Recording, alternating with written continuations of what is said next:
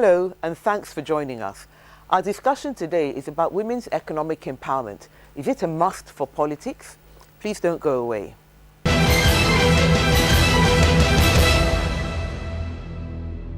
Women have to actually recognize, firstly, that their role is very important, in taking Nigerian politics to the next level, okay? And they must be ready to support each other. Women across all the, spectrums of Nigerian society, okay, must work together, to promote, individual objectives, okay? If you want to empower a woman to go into politics, I think first she should be properly educated. And that means we have to take care of all forms of insecurity, because that's the only issue staring the female child in the face right now in Nigeria. So I think if insecurity can be well taken care of, the female child, the woman, will not be scared of leaving her children to delve into politics. It's not just about money. But when there is money and there's insecurity, it becomes an issue for the woman to be empowered and encouraged to go into politics. Women who want to be empowered politically needs to understand the rudiments of politics. They need to understand that men are not just there to give them the power. They are there for their own interest. And so for women to be empowered, they need to be ready to face the obstacles in politics. They need to be ready to attend political meetings at any point in time. They need to be flexible enough to go anywhere a political meeting is taking place. And also they need to understand that they have to marry that with their wifely duties at home, with their motherly duties at home. So the only best way I know we can empower women is through education. Okay, our women have to be much more educated to know their rights, to know their do's and don'ts, to see every reason why they must, why they must participate in politics. And women also, we need to change our orientation. There are so many cultures that does not support women, you understand me, going into politics, or women becoming the leader or taking the lead in every society.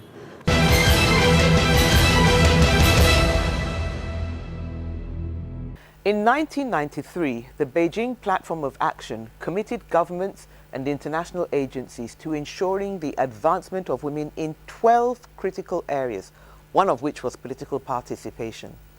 Before that, in 1948, the Universal Declaration of Human Rights had stated that everyone has the right to take part in the government of his or her country. Achieving the goal of equal participation of women in politics and decision-making will realize that right and provide balance in governance. But political decision-making stems from those who are elected by the people in political contests. And this is still an area where women fall short. Now, many hold the view that for women to be taken seriously as candidates, they must find their own financial and technical resources to grow qualitative women's leadership. Economic empowerment is seen as a panacea for the active participation of Nigerian women in politics. It's said that women get knocked out at the primaries because they lack financial and technical resources. Now, some attempts have been made to tackle this, such as the Nigerian Women's Trust Fund, which is for women in politics in Nigeria.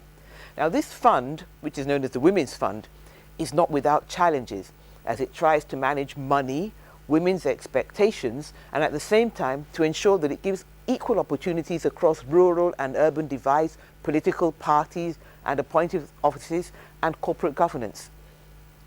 But how much help can women in politics really get from the Women's Fund and other attempts to mobilize finance for women in politics? What other help do they need?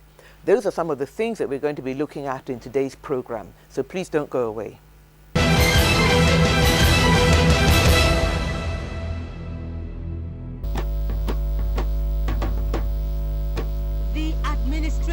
Of Goodluck Ebele Jonathan has broken the gender barrier by appointing first female Chief Justice of Nigeria, the first female President of the Court of Appeal, the highest number of female ministers, ambassadors, directors general, and special advisors.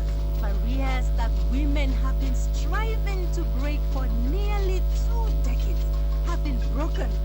Mr. President, your administration is the first in the history of Nigeria to give women unprecedented opportunities to contribute to the development of our country. Mr. President, Nigerian women are asking for more. This message is brought to you by AAA Vision.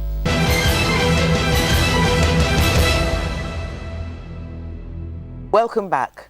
We're fortunate that our guest today has expertise in this field. She's not only a legal practitioner and a banker, she's also a founding trustee of WIMBIZ, which is the go-to organization for women in management, the public sector and business.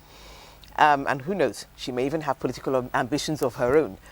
But her name is Mrs. Adeola Azeez. You're welcome on Point.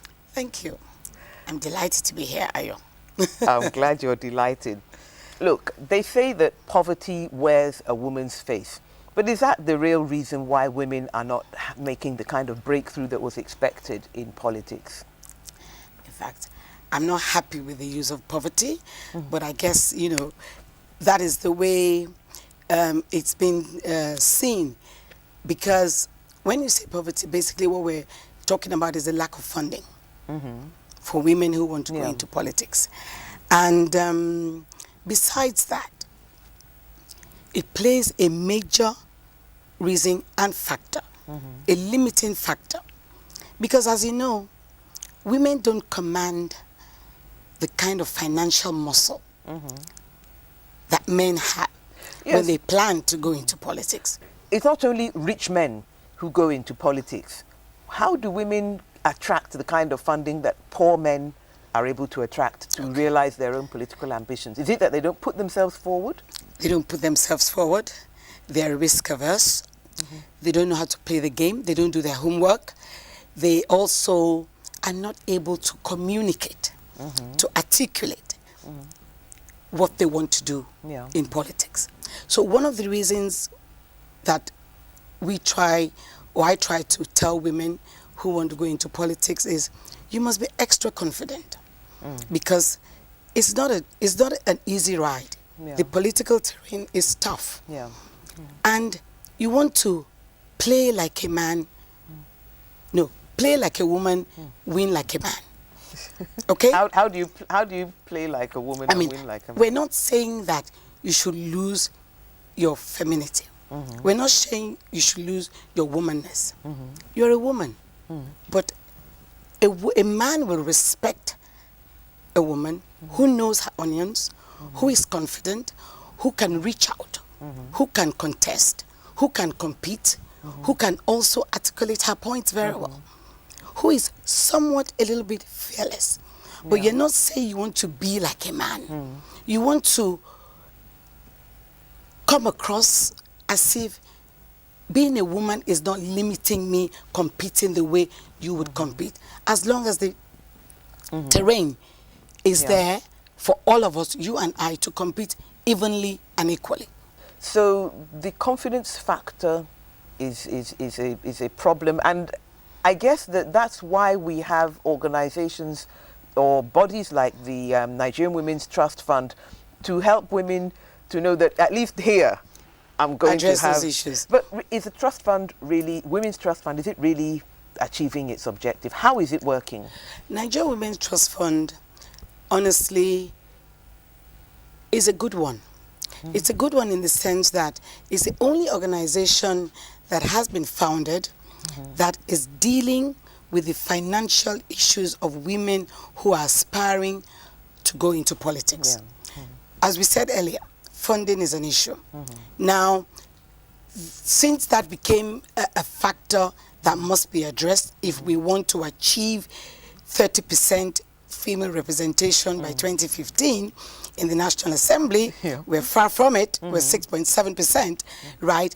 Of course, this body came up and realized that, look, we need to attract more women and ensure that that funding, which seems to be a limiting factor, how do we address it to help the women and their campaigns? And they have tried. In 2011, as far as I know, Aisha Sori is the CEO of that organization. She's worked extremely hard. We're actually, fortunate WIMBIZ is partnering with them, you know, to achieve and drive and attract the right kind of women you know, to put themselves forward, you know, as politicians, right? And I know for a fact that in 2011, they supported about 150 women across all 25 parties that were available then. And out of the 150, I know that about 10 of them, right, actually won their elections, but it was tough. You mean their final elections or their primary elections? No, the primaries and the final elections, they got their seats in the various parties that they were representing at the time, right? And that is just the beginning. Now, talking about what else the Nigerian Women Trust Fund can do and other organizations like WIMBIZ, we need to have capacity building. Yeah. We need to train the women, right? Especially in terms of governance, especially in terms of competing effectively and efficiently. Right. But those are two different things, because while we often have, in fact, Nigeria is living testimony to the fact that we've appointed very able, capable women to appointive positions, ministries, and so on. But when it comes to and there they can exercise all their governance skills and so on.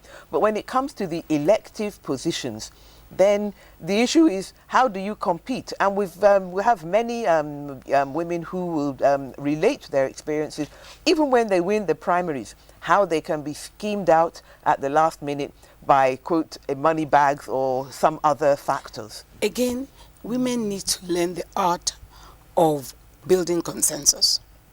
Okay?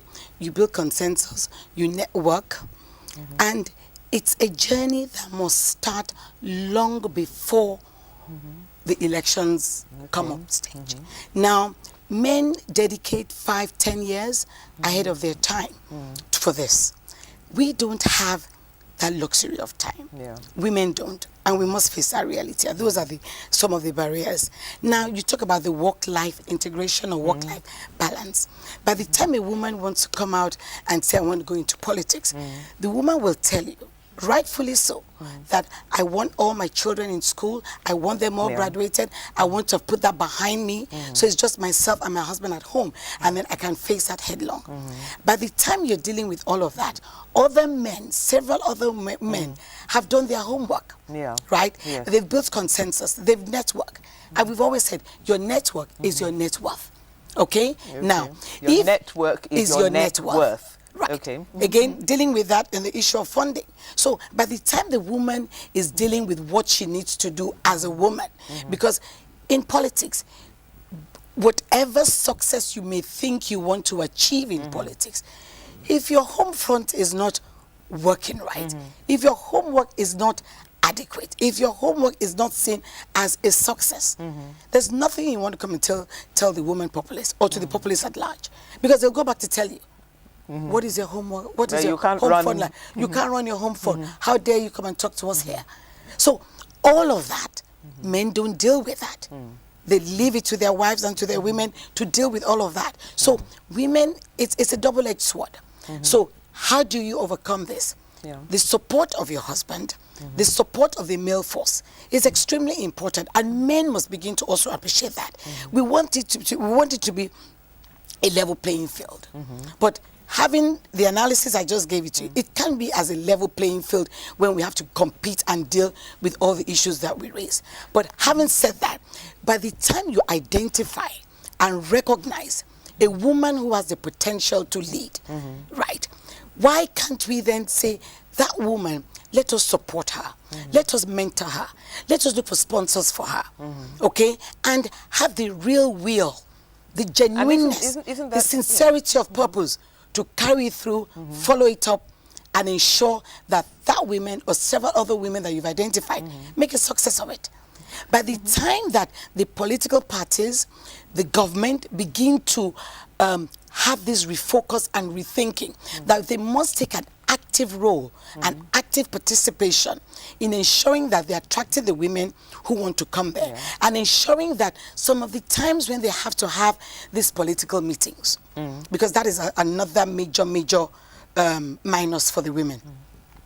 It is heard and seen, right, that most of the meetings happen in the dead of night, 2 a.m., 3 a.m., midnight. Hey, A woman will not be seen at that time of the night, even if she is. Other innuendos, other agendas will be seen or will be attributed, to it. But having said that, like I tell the women who say that we men have their own clubs or their own time when they meet and all of that, I said, look, women, there's nothing that is impossible, that you cannot find a solution or a possibility. And I tell the women, why don't we have breakfast networks? We have a breakfast network with even with the home engineers. I call housewives home engineers, right? Because they also have a significant role, to play with the corporate women before they go to work. We could have a breakfast meeting at 7 o'clock. How are we moving this forward, right? And for the women who will then represent us at some of these meetings, will then go and agitate and promote and tell the men that, look, hey, you know what we face here. Can you at least meet us halfway? So that we will come and present our own cases, what we plan to do, how we plan to serve, how we plan to attract, and how we plan to ensure that by the virtue that we put a woman there, right, she will definitely ensure that whatever elective offices she's vying for, she wins it. Well, when it comes to the issue of networking and the times and so on, isn't the problem that ostensibly or on paper, the meetings are in fact fixed for the, normal working hours, decent hours, and so on. But that after you think everything has been done and dusted at the breakfast meeting or the afternoon meeting, that some caucusing is still going on after, and by the time you return the next day, it's the story has changed. Isn't the problem partly knowing how to play the game of politics itself? Well said. It is definitely knowing how to play the game. Even if after the meetings have been held at normal hours, right? As a woman with a bit of wisdom and sense and knowing and reading and following up how these politics play themselves out, definitely you will actually ask if anything else comes up, or if there's a woman who can attend some of these meetings at these ungodly hours, we can rotate it to ensure that you are not left out of the decision-making process. It will not be the same woman because she has to get a balance as well. So there has to be that cooperation amongst women. So they have to make their own network work for them. But the network doesn't have to consist only of women, does it? No. If whatever network that we're going to build, you cannot have this network without involving the men. I always say, women issues, right, must involve the men. Because if you don't involve the men, they will not be there to hear, listen, and understand the challenges that we have. You must always have the man that is pro-woman, or who has seen both sides of the coin. You must be able, it is also playing the game of politics amongst the men, because you must embrace them. And there are men who are out there, but they're not enough to make the critical force, the critical number, to ensure that when issues like this are being discussed, right, rather than looking and focusing on the men issues alone, right, there must be that man who will be there singling out and saying, hey, remember when we had the meeting this morning with the women? This is what Mrs. A said and what Mrs. B said. Can we please table it can we please put it on the table? So it's a conscious, consistent, deliberate effort. Isn't we've talked about, yes, we can have an idea of making your way within political parties, making your way in terms of building yourself up in terms of confidence and so on. But as the saying goes, sweet soup na money may come. True. And we still always seem to come back to this issue of how much money can you put in. Even the issue of how much money can you mobilize. Are women really still on the same level playing field with men? Are funds like the Women's Fund or any other thing, are they really having the kind of impact? Let's be very sincere with ourselves here. The National Women's Trust Fund is an enabler. It's an enabler. It's an enabler. It cannot meet the needs of all women who want to go into politics, because it's one of the challenges that the Nigerian Women's Trust Fund itself is finding. They're struggling with getting the funding. Where do they get their funds from? Well, in I fact? mean, it said that they should get it from the Ministry of Women's Affairs and Social Development, from organizations who can put into it. I think the federal government also has a share. I mean, you know, to put it from the Millennium Development Goals as well. They are also supposed to attract some of this funding. But again, I wish there was the private sector. Yes. Right, is in a way, I don't want to use the word compulsion, they're persuaded, Yes. you know, to contribute to this. Now, of course, with the private sector, they want to see transparency, they want to see accountability, they want to see how the funds are being dispersed, they want to see that the funds are being dispersed for the purpose for which it is intended, and all of that. And all of this is what the Nigerian Women Trust Fund is still struggling with. Okay? So, obviously, they're not making any bones about it. They need more money. They need more support.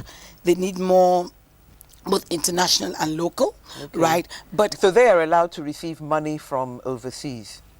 I'm not sure that they are. Okay. But one of the things that is being put forward that we can is, if the CEO has a mandate, right, and she's got the muscle and the connections and the contact too, why not?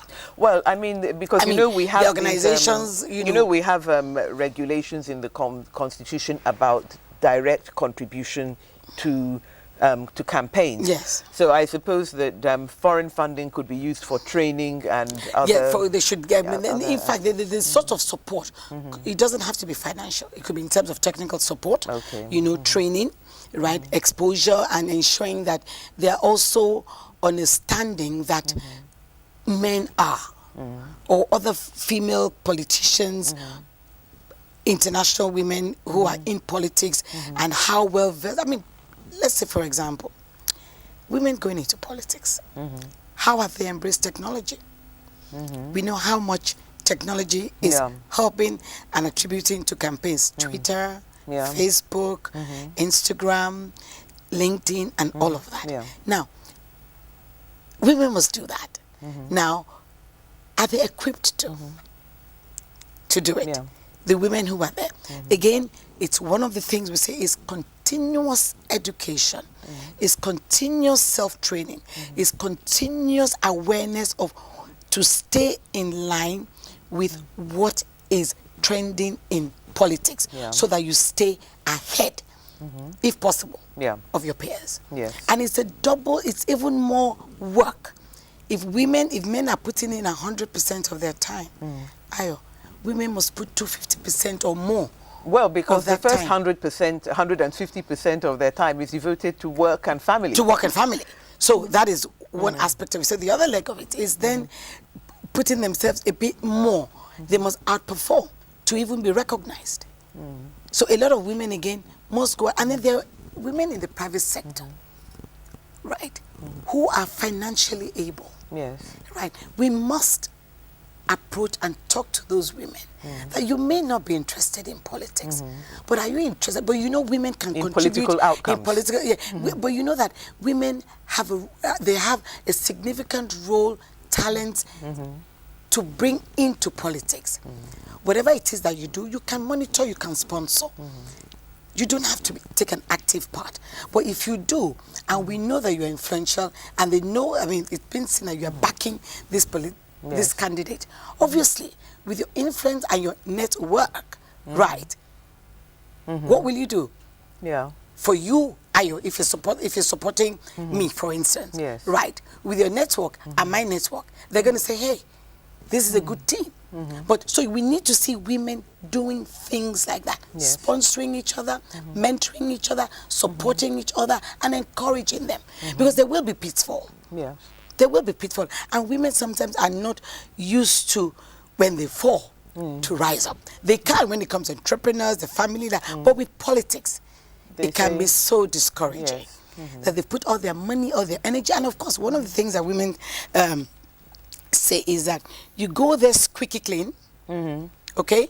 By the time you're out or done with politics, you're smeared. With those stirring words, I want to thank you very much, Adeola Azeez, for coming on point. My pleasure. It's always a thing to me, to my heart, that And there are a lot of young women out there, Ayo. Yeah. I mean, a lot of people think, why aren't you in politics? Who knows? I may be. I would like to. But you're also still there making sure that the time is right for you to do it. A lot of women come to us, they come to WIMBIZ. I will tell you, we can name them. And we said, okay, maybe we will go to meet people like Abike Dabiri has been very helpful. Yes. You know, she mentors us, she tells us that, look, this is how she played her game. She's very open about it. She didn't go to night meetings. She just made sure that she knew her onions. And there's so many other women there that one is being introduced. And of course, there must be diversity. You have to ensure that you're collaborating with women from all tribes, sectors of the country. Okay. And as long as we have a common goal, is that commonness, that oneness that we need to devise and have. And then we will all forge ahead in the right direction. God helping us. Amen to that. We'll be back in a moment.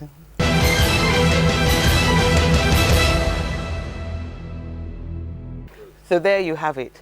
You have to have the idea, the thing that you want to do. You have to have the confidence. You have to have the comportment. But you also need the money. That's what we've been talking about in today's program. Next week, we'll be back with another edition of On Point.